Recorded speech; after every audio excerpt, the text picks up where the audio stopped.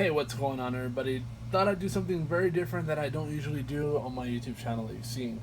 Anyways, here bored on Copart, checking out some stuff that's here local. Not gonna be bidding on any of this stuff. But anyways, saw this F-150. I was like, you know what, it looks pretty nice. Interesting look, aftermarket grill, but the bumper is misaligned. And it says damage history, so I decided to run the VIN number, and this is what I found. Here we go. So yeah, it's pretty interesting. I mean, a lot of other YouTubers do this and show before and after and stuff like that when they rebuild vehicles, or stuff that they see online that's hiding a lot of damage that you don't necessarily know. So that's a really good example, but I actually have a couple more. Check out this Jeep Wrangler right here. You might have seen it right now, quick snippet. Anyways, this one has all over damage, but what I decided to run the VIN was because it said salvage title with replacement VIN. Now this Jeep looks like it's been beat up quite a bit and might have been in a rollover or a slight accident or something, because windshield frame looks misaligned, the fenders are falling off, tires, there's a rear tire blown out.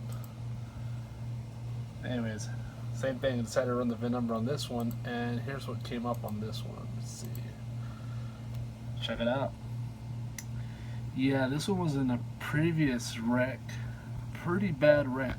Pretty sure they had to replace that front axle before the next person that got it and whatever. You can tell even there that the windshield frame is still messed up. I mean, obviously it was messed up there, but you can tell in the new updated pictures it's still pretty out of whack. And the reason I know for sure it's the VIN number is because based on, ran the numbers based on the VIN number. But one tell sign is that soft top, pretty unique soft top still on that Jeep. Check it out. Let's see. There you go, there it is. Let's get a view from this side. So you see that soft top? Yeah, it's still there. Not a Rubicon though, it's a Sahara. So don't fall for those fake stickers. But anyways, here's the best one. 2016 Lamborghini Huracan. Looks really nice in the pictures. I mean, looks really sweet. And this is where I was interested in. It said a certificate of rebuilt title of their vehicle, damage history. So again, ran the VIN number on this one and check it out. Alright, so looks like it's missing some pieces back here. Alright, doesn't look too bad. Some side skirts right here.